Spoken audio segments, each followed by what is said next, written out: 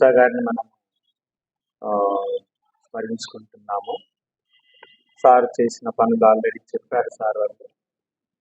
ఈ ఈ జయంతి సందర్భంగా KNPS జరుపుతున్నటువంటి ఈ సభకు అధ్యక్షత వహించి ఎన్నో మాటలు చెప్పారు. ఈరోజు ఉన్నటువంటి టాపిక్ కూడా రాజ్యాంగం, ప్రజా పోరాటాలు, ప్రజా దృక్పథం. ప్రొఫెసర్ శ్రీనివాసన్ సార్ చాలా విషయాలు చెప్పారు, చాలా లోతుగా కూడా చెప్పారు విషయాలు. నేను కొన్ని విషయాలు చెప్దాం అనుకుంటున్నాను, ఎందుకంటే సార్ చెప్పిన తర్వాత నేను చెప్పడానికి ఏం ఉండకపోవచ్చు. చాలా విషయాలు చెప్పారు సార్, చాలా మంచి మంచి విషయాలు, చాలా లోతు విషయాలు చెప్పారు. సో ఇప్పుడున్నటువంటి పరిస్థితులలో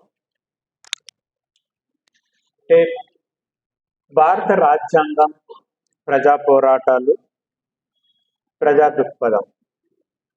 అసలు భారత రాజ్యాంగమే ప్రజా ఉద్యమాల ద్వారా వచ్చింది. భారత రాజ్యాంగం తయారైంది ప్రజా ఉద్యమాల ద్వారానే. సో ప్రజా ఉద్యమాల ద్వారా తయారైనటువంటి భారత రాజ్యాంగం అప్పుడు జరిగినటువంటిది. సార్ వాళ్ళు అన్నట్టుగా, లక్ష్మయ్య సార్ అన్నట్టు, తర్వాత శ్రీనివాసన్ సార్ అన్నట్టు, అది ఏదో కొంతమంది కూర్చొని అట్లా రాసి ఇచ్చింది కాదు. అంటే ఇప్పుడు ఏదో అంటే ఎందుకు ఎట్లా అంటే ఏదో ఒక సన్యాసి లేకుంటే ఒక ఎవరో కూర్చొని చెట్టు కింద కూర్చొని, లేకుంటే దేవుడు నాకు చెవిలో చెప్పాడు, సో నువ్వు ముడ్డికి ముంత కట్టుకోవాలి, నువ్వు నోతికి అది కట్టుకోవాలి, సో నువ్వు ఇట్లా ఉండాలి అట్లా ఉండాలి అనే రాజ్యాంగం కాదు కదా ఇది.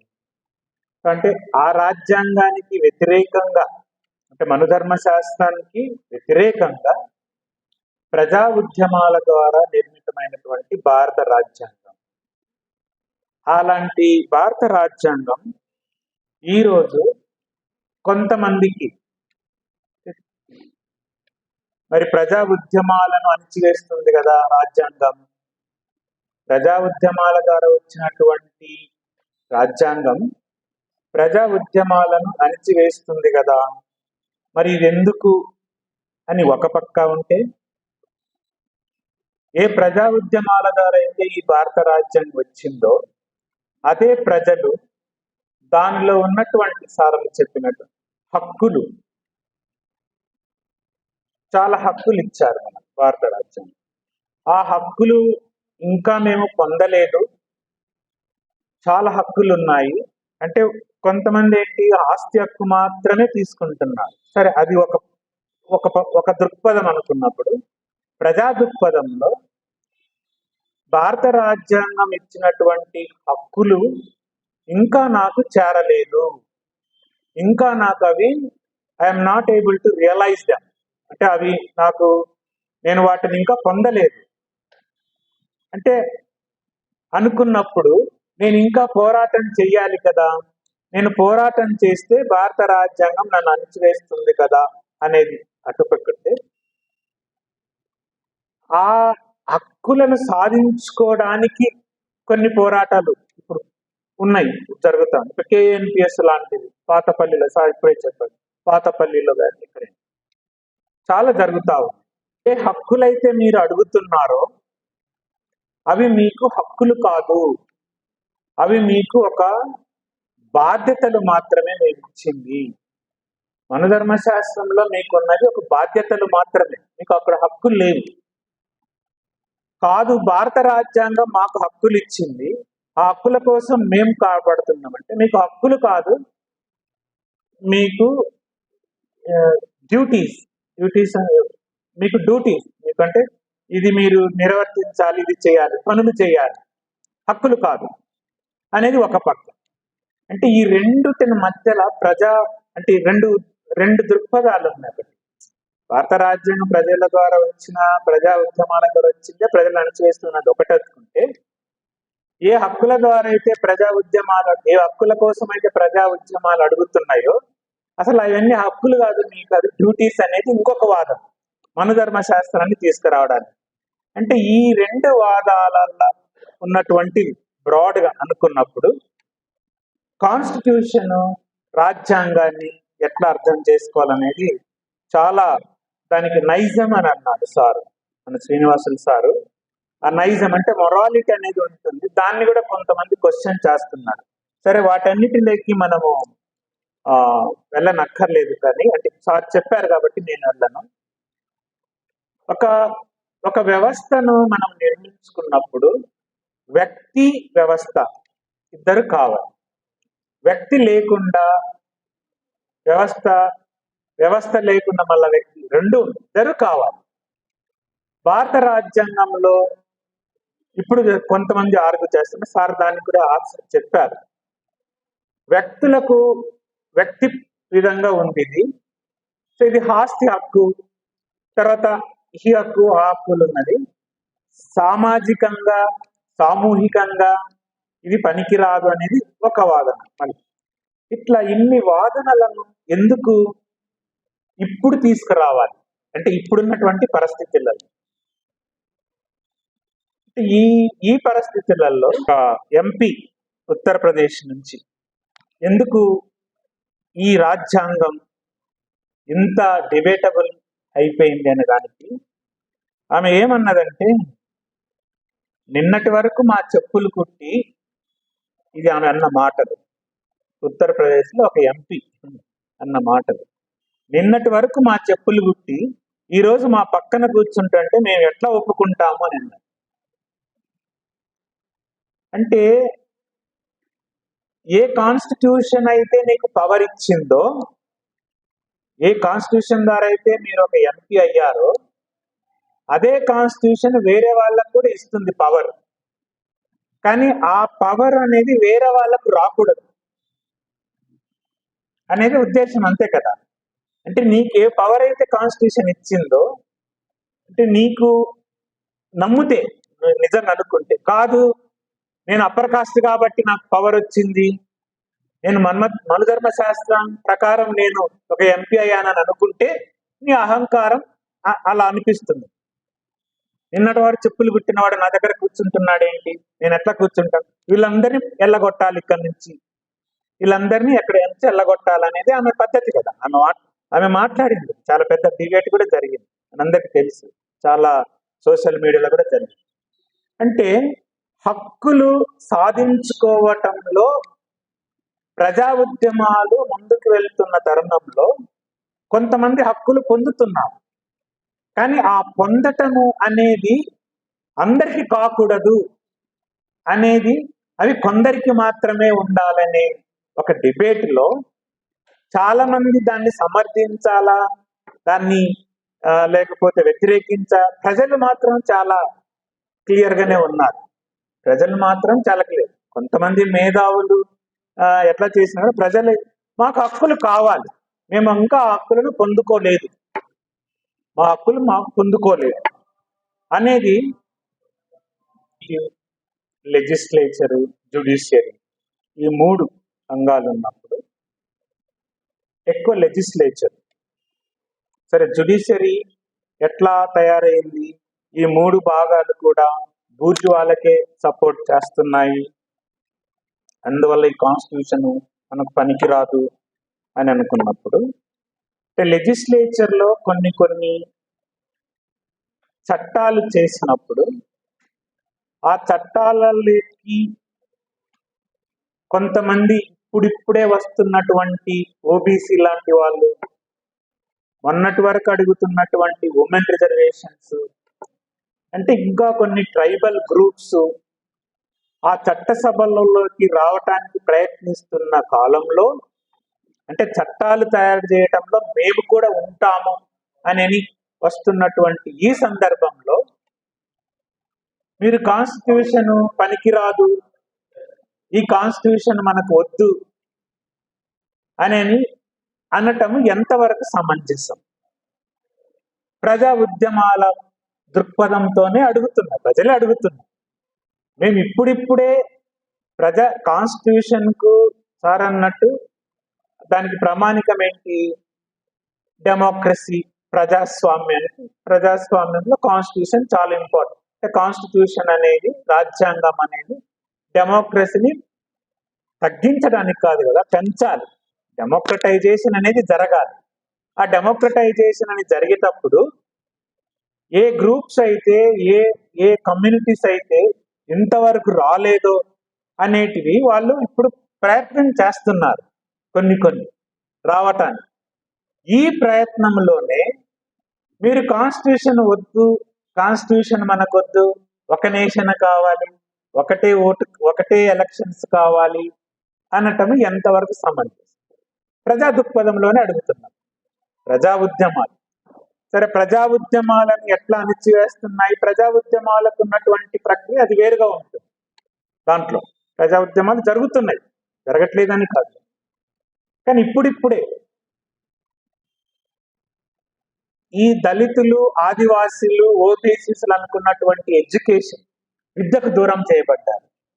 ఇప్పుడిప్పుడే వారికి విద్య వస్తుంది, ఇప్పుడిప్పుడే వారికి జాబులు వస్తున్నాయి, ఇప్పుడిప్పుడే వాళ్ళు కొంత అభివృద్ధి చెందాలనుకుంటున్నారు. అంటే ఇది మీకు ప్రాబ్లంగా ఉందా? దేని ద్వారా వచ్చింది ఇది? రాజ్యాంగం ద్వారా వస్తుంది వాళ్ళకి.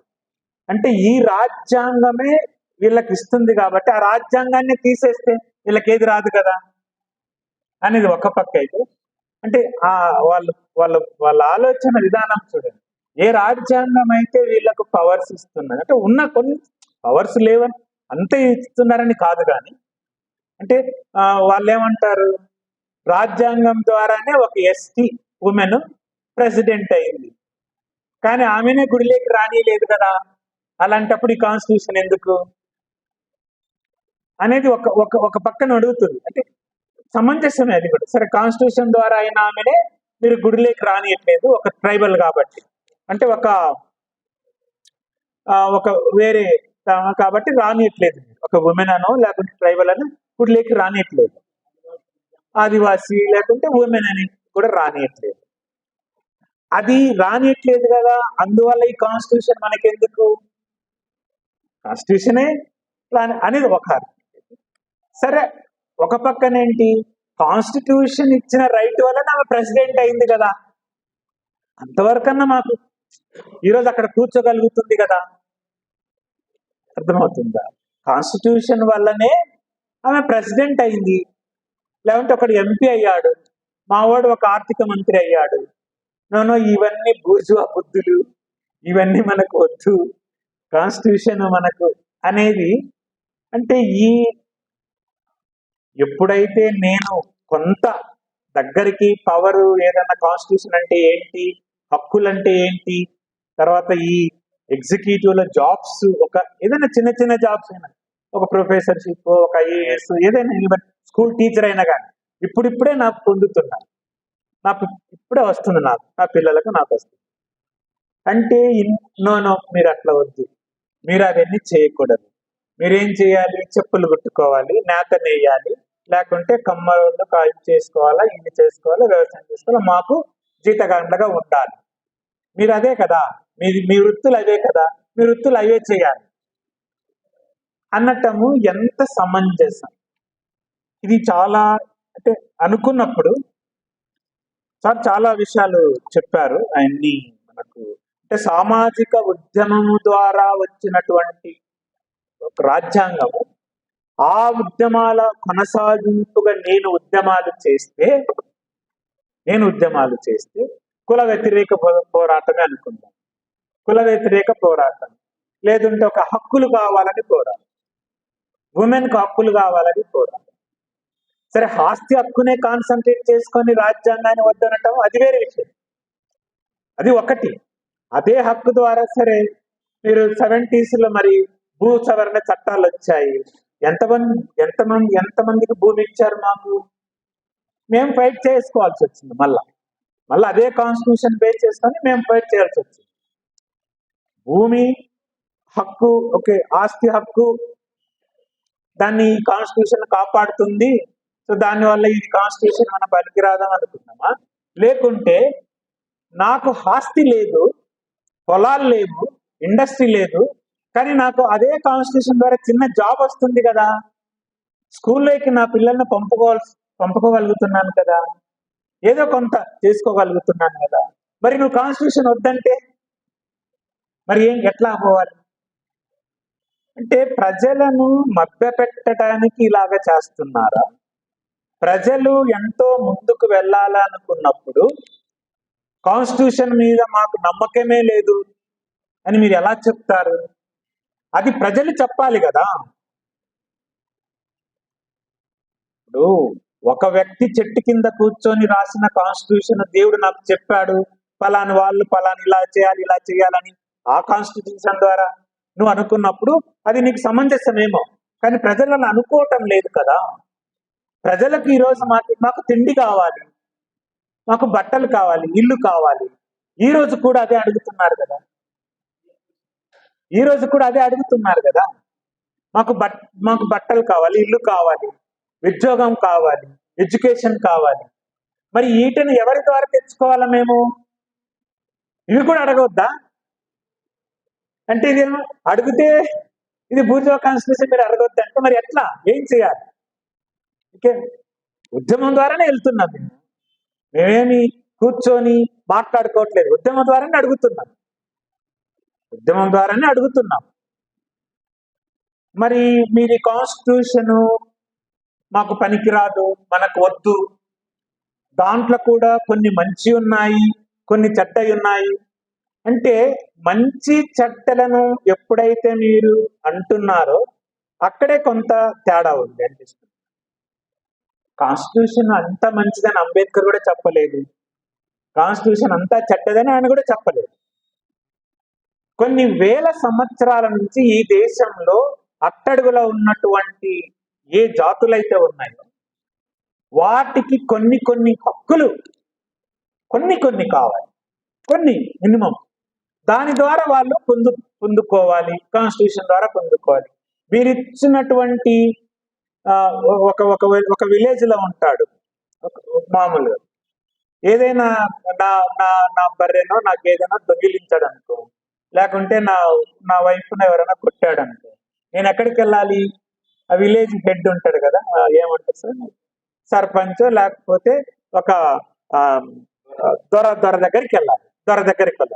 దొర ఏం చేస్తాడు? దొర చట్టం చేస్తాడు ఒక్కడే. చట్టాన్ని అమలు చేసేది దొరని, చట్టాన్ని అమలు చేసేది దొర. ఇంకా దాని గురించి పరిహారం చెప్పేది కూడా దొరనే. అంటే లెజిస్లేటర్, ఎగ్జిక్యూటివ్, జ్యుడిషియరీ 3 దొరనే. అంటే అది వద్దనే కదా అంబేద్కర్ కాన్స్టిట్యూషన్ లో అనుకున్నది. ఏ దొర అయితే ఈ 3 చేసి వాడే దొరలాగా ఉంటున్నాడో దాన్ని ఛాలెంజ్ చేయాలని అంటే లెజిస్లేటివ్, ఎగ్జిక్యూటివ్, జ్యుడిషియరీ పవర్స్ అనేటివి బైఫర్కేట్ చేయాలి, ఒక్కడే కాదు. కానీ ఈరోజు నేనే దొరను, నేను చెప్పినట్టుగానే ఉండాలి అని అంటే ఎలాంటి సమాజానికి మీరు ఊహిస్తున్నారు అనేది చాలా, అంటే ప్రజలు ఆ సమాజాన్ని కావాలనుకోవటం లేదు. మళ్ళీ దొర దగ్గరికి వెళ్ళి, దొర నాకు ఈ అన్యాయం జరిగింది, మీరే తీర్పు చెప్పాలని సొసైటీకి వెళ్ళాలనుకుంటున్నారా ప్రజలు? I don't think so. ప్రజలు అలా అనుకోవటం లేదు. మరి ఎందుకు మీరు అంటున్నారు కాన్స్టిట్యూషన్లో అన్ని బాగున్నాయని ఎవరు అనుకోవట్లేదు. ఇప్పుడు నేను చాలా మంది చెప్తారు కదా, సరే హక్కులు ఉన్నాయి కానీ వాటిని దుర్వినియోగం, అంటే వాటిని వయలేట్ చేయకూడదు, వయలేట్ చేస్తే కాన్స్టిట్యూషన్ పనిష్ చేస్తాడని. అంటే కాన్స్టిట్యూషన్ పనిష్, సరే నాకు తాగొచ్చు, నేను సారా తాగొచ్చు, చిన్న ఉదాహరణ తాగొచ్చు, కానీ సారా తాగి ఇంట్లో ఉండు, కానీ నువ్వు వచ్చి బజార్లో అల్లరి చేయకూడదు అనుకున్నా. మరి అదే దొర తాగొచ్చు, ఏదైనా చేయొచ్చు.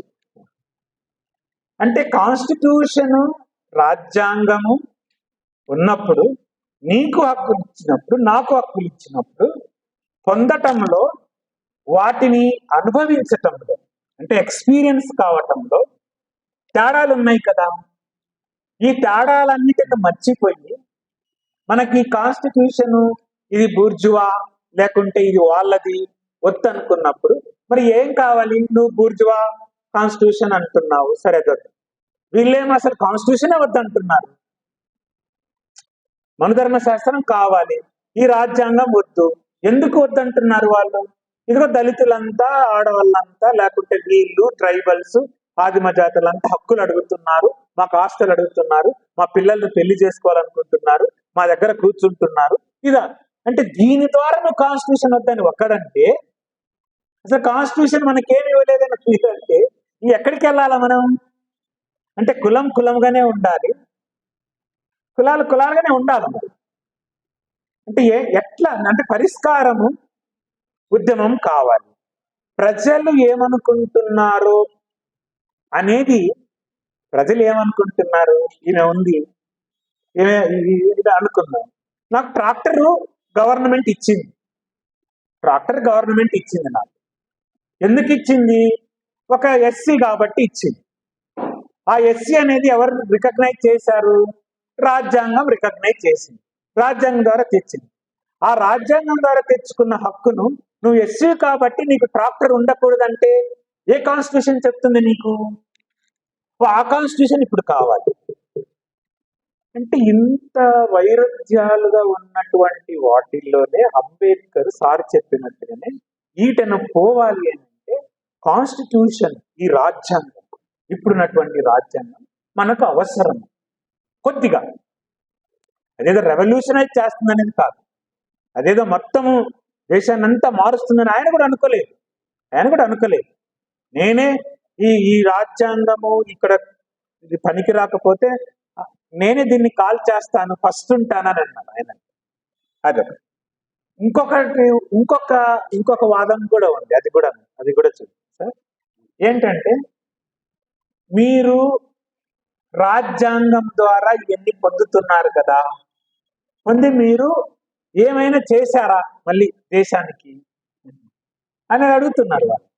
మీ రాజ్యాంగం ద్వారా సరే మీకేదో లెక్చర్షిప్ వచ్చింది, లేకుంటే ఐఏఎస్ వచ్చింది, ఐపీఎస్ వచ్చింది, లేకుంటే లాయర్ అయ్యారు, లేకుంటే ఇంకోటి అయ్యారు, కాన్స్టిట్యూషన్ అయ్యారు. అయినంత మాత్రం మీరేమన్నా సమాజాన్ని మార్చారా అనేది కూడా అడుగుతున్నారు. ఒక ఐఏఎస్ ఆఫీసర్ అయిపోయావు, నువ్వు డబ్బులు సంపాదించుకున్నావు, మళ్ళీ ఒక ఏదో ఎంపీ కావాలని అట్లా వెళ్ళిపోతున్నావు. నువ్వు సమాజాన్ని పట్టించుకుంటలేవు కదా, నీ సమాజాన్ని పట్టించుకుంటలేవు కదా అనేది కూడా అడుగుతున్నారు. అంటే నీ అనుకున్న సమాజాన్ని నువ్వు పట్టించుకోవట్లేదు కదా. సో అందువల్ల కాన్స్టిట్యూషన్, ప్రతిదానికి కాన్స్టిట్యూషన్ కాదు కదా, ఇక్కడ అది కాదు కదా. సో అక్కడ ఉన్నటువంటి ఆ పరిస్థితులలో సరే నీకు ఒక జాబ్ వచ్చినప్పుడు, నువ్వు ముందుకెళ్తున్నప్పుడు ఆ జాబు అంటే ఈరోజు జరుగుతున్నదే కదా, రిజర్వేషన్స్ వద్దంటున్నారు. రిజర్వేషన్స్ ఎందుకు వద్దంటున్నారు అంటే రిజర్వేషన్ తీసుకున్న వాళ్ళంతా రిచ్ అయిపోయి హాస్యకు సంపాదించారు, లేకుంటే కావాల్సిన అన్ని వచ్చాయి వాళ్ళకు. అంటే ఒక కారు కొనుక్కున్నాడు, లేకుంటే ఒక 2 ఎకరాలు భూమి కొనుక్కున్నాడు, అదే హాస్యక్ అవుతుందా? లేకుంటే 100 ఎకరాలు 200 ఎకరాలు ఉండి అది హాస్యక్? ఎట్లా అంటే మీరు ఎట్లా చెప్తారు అనేది కూడా ప్రజలు ఆలోచించుకోవాలి కదా. మీరు ఏం చెప్తున్నారు? కాన్స్టిట్యూషన్ ఈ పరిస్థితులలో, ఇప్పుడున్నటువంటి పరిస్థితులలో రాజ్యాంగం యొక్క సరే దాన్ని రాజ్యాంగవాదము అనేది ఏ ప్రజా సంఘాలు కూడా వాదానికి వెళ్ళవు. నిజంగా చెప్పాలంటే రాజ్యాంగంలో ఉన్నాయి, మాకు కావాలంటున్నారు. దాన్ని మీరు రాజ్యాంగవాదము అనేది అది చాలా అంటే బ్రిటిష్ అప్పుడు బాగా జరిగింది నాకు తెలిసి సార్. కాన్స్టిట్యూషనలిజం అంటే కాన్స్టిట్యూషన్, దాంట్లో రిటర్న్ కాన్స్టిట్యూషన్, అన్రిటర్న్ కాన్స్టిట్యూషన్ చాలా ఉన్నాయి. ప్రాబ్లం అవి మనం వెళ్ళనక్కర్లేదు. కానీ రాజ్యాంగవాదం అంటే రాజ్యాంగమే మనకు ఎవ్రీథింగ్, అంటే అదే సర్వరోగ నివారిణి అనుకుంటున్నారు వీళ్ళు. గద్దరన్న చెప్పాడు చనిపోయే ముందు, గద్దరన్న ఈ కాన్స్టిట్యూషన్ నేను దీన్ని తీసుకుంటున్నాను, దీని ద్వారా నేను ఉద్యమం చేస్తాను. అంత మాత్రం చేత గద్దరన్న కాన్స్టిట్యూషన్ మొత్తం ఒప్పుకున్నారా? లేదు కదా, ఎప్పుడు చెప్పలేదు అది. ఎందుకు? ఇప్పుడున్నటువంటి పరిస్థితులలో, ఇప్పుడున్నటువంటి రూలర్స్, ఇప్పుడున్నటువంటి ఎవరైతే పవర్లో ఉన్నారో, ఏలుతున్నారో, వాళ్ళు ఈ ప్రజల హక్కులను కాలరాస్తున్నారు. దాన్ని మనం కాపాడాలి. కాన్స్టిట్యూషన్లో ఉన్నటువంటి కాపాడాలి. దానికోసం ఆయన తీసుకున్నాం. గద్దరన్న ఒక కాన్స్టిట్యూషన్ మనము బచావ్ చేయాలి అంటే రక్షించుకోవాలి. రక్షించుకోవాలనేది కాన్స్టిట్యూషన్ వాదం కాదు. నేను అనుకుంటున్నాను సార్. మరి మీరు అంటే కాన్స్టిట్యూషన్ రక్షించుకోవటం అనేది కాన్స్టిట్యూషనిజం కాదు.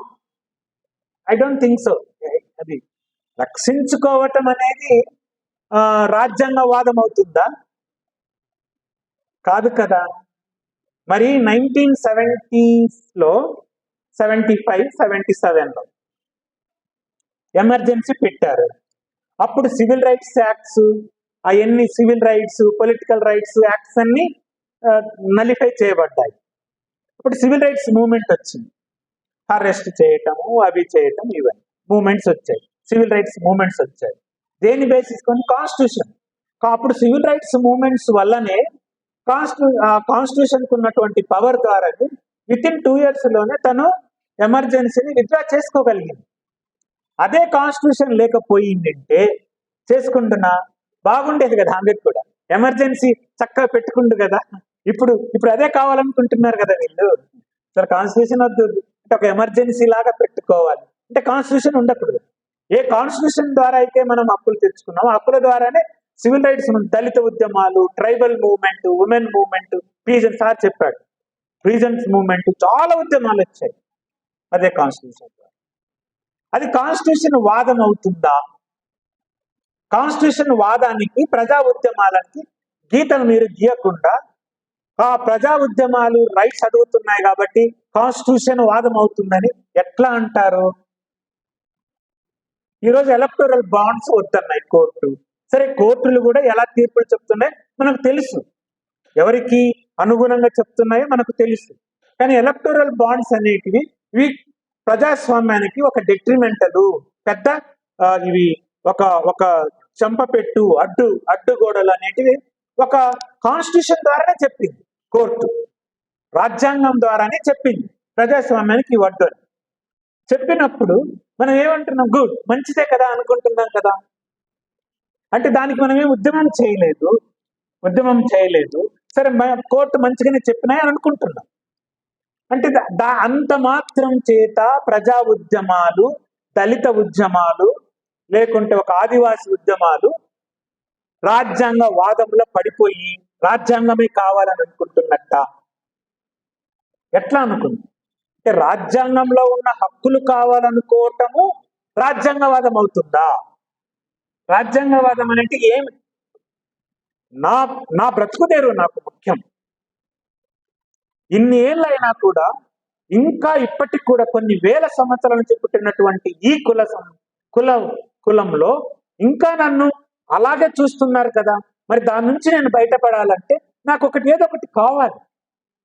నువ్వు అదొద్దు ఇదొద్దు అని అంటే మళ్ళీ నన్ను తోసేసినప్పుడు మళ్ళీ నేను అదే వృత్తికి పోవాలా? అంటే వృత్తులు చేసుకోవాలా? ఆ కాన్స్టిట్యూషన్ మీరు తెస్తే నేను చూస్తుండాలా? నాకు ఇచ్చినటువంటి హక్కులను నేను తీసుకొని మీరు వద్దు అనేదే కదా మీ చట్టాలు. అంటే నేను చదివితే నాలుగు పోయటము ఇప్పుడు చెప్తున్నారు కదా. నేను ఒక వీడియో చూశాను సార్. ఒక teacher, elementary school teacher, ABCD Z వరకు ఏ అంటే ఏమని? అభిరామ, బి అంటే భారతరాముడు, సి అంటే సీతారామ, అట్లా జడ్ వరకు చెప్పిస్తున్నాను. అంటే ఈ ఎడ్యుకేషన్ వద్దని నా కాన్స్టిట్యూషన్స్ అన్నప్పుడు నేను కాన్స్టిట్యూషన్ అంటే రాజ్యాంగవాదిని అయిపోతానా? వద్దన్నప్పుడు నేను రాజ్యాంగవాదిని అయిపోతానా? ఎట్లా అర్థం చేసుకోవాలి? అంటే రాజ్యాంగవాదము అనేది ఇప్పుడేం లేదు, అది ఎప్పటి నుంచో ఉంది. కానీ అణగారిన వర్గాలు ఏవైతే ఉన్నాయో, అణగారిన వర్గాలకు లేనటువంటి పొందడానికి ఒకటే ఒక ఆయుధం కాన్స్టిట్యూషన్. ఆ కాన్స్టిట్యూషన్ ఎంత ఇస్తుందా, ఎంత ఇవ్వలేదు అనేది ఇప్పుడు నా ప్రశ్న కాదు. ఇవ్వట్లేదు, నాకు తెలుసు. నాకు కావలసినంత ఇవ్వట్లేదు. కానీ కొంతలో కొంత ఇస్తుంది. దానికి నేను ఫైట్ చేయటానికి ఇంకా కాన్స్టిట్యూషన్ రాజ్యాంగవాదము ఇది పనికిరాదు అని అంటే నేనేం చేయాలి? అంటే నేను చెప్పులు కుట్టుకోవాలా? నేను వెళ్ళి కొండలు చేసుకోవాలా? లేకుంటే కమ్మరి పని చేసుకోవాలా?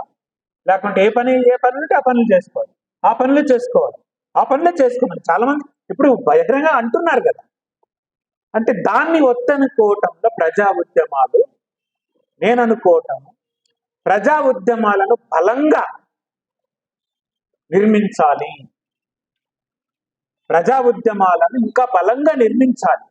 ఎందుకు నిర్మించాలి? ఈ దేశ ప్రజలకు జరుగుతున్నటువంటి అన్యాయాలను ఎదుర్కోవడానికి. అది ఉన్నటువంటి కాన్స్టిట్యూషన్ ఒకటి. అందువల్ల మనము రాజ్యాంగవాదానికి పడిపోం. నేను అనుకోవటం లేదు రాజ్యాంగవాదానికి పడిపోతున్నానని నేను అనుకోవటం లేదు. నా దృష్టి కొంతవరకు అవసరం. ఆ అవసరాన్నే అంబేద్కర్ ఆ రోజు గుర్తించి సార్ అన్నట్టు అందరూ కాన్స్టిట్యూషన్స్ రాశారు. కమ్యూనిస్టులు ఒక కాన్స్టిట్యూషన్ రాసుకున్నారు, హిందూ మహాసభ ఒక కాన్స్టిట్యూషన్ రాసింది, తర్వాత సోషలిస్టులు ఒక కాన్స్టిట్యూషన్ రాసుకున్నారు, గాంధీయన్స్ ఒక కాన్స్టిట్యూషన్ రాసుకున్నారు. ఆ కాన్స్టిట్యూషన్స్ అన్ని పక్కన పెట్టి ఈ రాజ్యాంగం మనకు వచ్చింది. దాంట్లో ఉన్నది చాలా ఇంపార్టెంట్. అప్పుడు ఈరోజు we the people of India, మనమంతా భారతీయులము అని అంటున్నారు కదా. భారతీయులు అని మనం అంతా అనుకున్నప్పుడు మనం అంతా ఈక్వల్ కదా, ఈక్వాలిటీ లేదు కదా. అందుకని ఈ కాన్స్టిట్యూషన్ మభ్య పెడుతుంది మనము అనేది ఒకటైతే, వి ద పీపుల్ మనమంతా భారతీయులం అనుకున్నప్పుడు మనమంతా భారతీయులు ఎట్టవుతాం? హెచ్చు తగ్గులు ఉంది కదా, కాన్స్టిట్యూషన్ మనకు తప్పు బోధిస్తుంది. సరే, ఈరోజు అది ఒకటైతే మనమంతా భారతీయులైనప్పుడు నువ్వు ముస్లిం ఎట్లా అవుతావు, క్రిస్టియన్ ఎట్లా అవుతావు, దళిత ఎస్తావు, అది వాళ్ళు అడుగుతున్నారు కదా. నువ్వంతా భారతీయులు నువ్వు హిందూగానే ఉండాలి అంటే ఎట్లా అది అని నేను కన్ఫ్యూజన్ చేయట్లేదు కానీ అడుగుతున్నారు కదా వాళ్ళు. రాజ్యాంగవాదం అని మీరు మనమంతా భారతీయులమైనప్పుడు భారతీయత అంతా హిందూయిజమే అని ఒకళ్ళంటే, మనమంతా భారతీయులం కాదు, మనం చాలా హెచ్చు తగ్గులు ఉన్నాయి, కాన్స్టిట్యూషన్ తప్పు చెప్తున్నదని నువ్వంటే నేను ఎలా అర్థం చేసుకోవాలి అని నా ప్రశ్న సార్. ఎలా అర్థం చేసుకోవాలి? సరే, నువ్వు భారతీయుడినైనా నేను హిందువుగానే ఉంటాను అనుకో. మరి నేను హిందువుగానే ఉంటే హిందూ టెంపుల్కి నేను రానియట్లేదు కదా, నా ప్రెసిడెంట్ నువ్వు రానియట్లేదు కదా, నా పిల్లలు నువ్వు స్కూల్కు రానియట్లేదు కదా. మరి నేను హిందువుని ఎట్లా ఉండాలి? హిందువుగా ఉండాలంటున్నాను. నిన్న 2 రోజుల క్రితం చిన్న పిల్లలు ఆడుకుంటూ ఏదో బావిలో ఈత కొట్టారంట మధ్యప్రదేశ్లో. వాళ్ళంతా ఆదివాసీలు, దళితులు, 4 పిల్లలు బయటకు తీసుకొచ్చి కొట్టారు వాళ్ళని. మరి మనం అంతా భారతీయులం అన్నప్పుడు మరి ఎందుకు కొట్టాను అంటే హిందూగా ఉండలేదని కొట్టాను. అంతేగాని భారతీయుడు ఉన్న కాదు కొట్టింది. అంటే ఇట్లాంటి పరిస్థితులలో మన రాజ్యాంగవాదము అనేది అసలు అలా అనుకోవటంలోనే కొంత ప్రాబ్లం ఉందేమో అనుకుంటున్నాను. రాజ్యాంగవాదం అదొక వాదంగా కొట్టేసి దాన్ని అనుకోవటంలో అది మన సారు చాలా మంచి మాట అన్నాడు. అంటే అది ఒక ఎకిలింపుగా ఉంది. రమేష్ సార్ అన్నట్టు అది ఒక ఎకిలింపుగా ఉంది. నువ్వేం రిజర్వేషన్ కావాలి నాకు ఈరోజు, నువ్వేం మనిషివయ్యా, వద్దంటుంటే నువ్వు రిజర్వేషన్ అడుగుతావే అని ఒక ఎకిలింపు ఉంది దాంట్లో. అరే, నాకు తిండి లేదు, ఉద్యోగం లేదు, పిల్లలు చదువుకోవాలి, అది లేదు ఇది లేదు, నేను పనులు చేసుకోవాలని నేను అడుగుతుంటే నువ్వు మళ్ళీ అడుగుతావు ఎందుకు? యూస్లెస్ కదా కాన్స్టిట్యూషన్. అంటే ఇది ఒక ఎకిలింపుగానే ఉంది నాకు, అంతే కదా సార్. అంటే ఒక జీవన్మరణ సమస్య నాకైతే నీకు ఒక ఎకిలింపుగా ఉండటం అంటే ఎగతాళిగా ఉంటే అది రాజ్యాంగవాదాన్ని నువ్వు ఎగతాళిగా అంటే ఒక వాదంగా పెట్టి నువ్వు ఎగతాళి చేస్తే ప్రజా ఉద్యమాలు ఎట్లా నిర్మితం అవుతాయి? కుల వ్యతిరేక పోరాటాలు ఎట్లా వస్తాయి? కులానికి వ్యతిరేకంగా పోరాడాలా వద్దా? రిజర్వేషన్స్ కావాలి వద్దా? కావాలి. ఇట్లాంటి పరిస్థితులలో ప్రజా దృక్పథము ఏముందో తెలుసుకోకుండా నాకు నచ్చిందే, ఇప్పుడు వాళ్ళు ఏమంటున్నారు, ప్రజలు మాకు అక్కర్లేదు, మాకు మనుధర్మ శాస్త్రం కావాలి అని అంటున్నప్పుడు, మరి మీరు కూడా ప్రజా దృక్పథం లేకుండా ఈ కాన్స్టిట్యూషన్ అనేది ఒక ఎగతాళిగా మాట్లాడితే ప్రజా ఉద్యమాలు మిమ్మల్ని దాటి మించిపోతుంది. ప్రజా ఉద్యమాలకు ఎప్పటికైనా వాటికి ఒకటి ఉంటుంది, వాటి దృక్పథం. సో ఈ పరిస్థితులలో ఊషా గారిని మనం స్మరించుకోవటము, తను నిర్మించినటువంటి ఉద్యమాలు, ఏ ఉద్యమాలైతే తను ఉన్నాడో ఆ ఉద్యమాల స్వరూపాన్ని అతను బాగా దగ్గర ఉండి చూసి మంచి మంచి పోరాటాలు, అంటే ఆయుధ పోరాటం కూడా చేశాడు కదా ఆయన, ఆయుధ పోరాటం కూడా చేశాడు.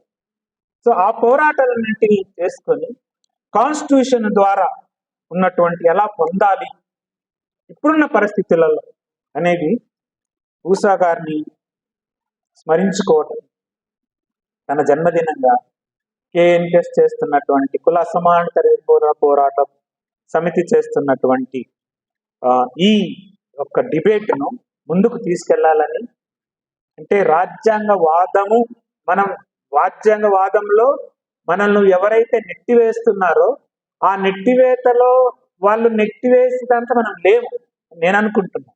వాళ్ళు ఎగతాళిగా రాజ్యాంగవాదం, కానీ రాజ్యాంగం కావాలి, అంత మాత్రం చేత రాజ్యాంగవాదం కాదు. రాజ్యాంగంలో ఉన్న హక్కుల కోసం రాజ్యాంగవాదం అనటము అది ఇంటలెక్చువల్ గా సారంగా డిబేట్ చేయాలి నేను అనుకుంటూ మరొకసారి కేఎన్కేఎస్ కుల సమానత నిర్మూలన పోరాట సమితి చేస్తున్నటువంటి కృషికి, ఈ ఉద్యమానికి అండగా ఉంటానంటూ మీతో ఉంటానని నాకు ఈ అవకాశం ఇచ్చిన మరొకసారి కేఎన్కేఎస్ కు ధన్యవాదాలు చెప్తాను.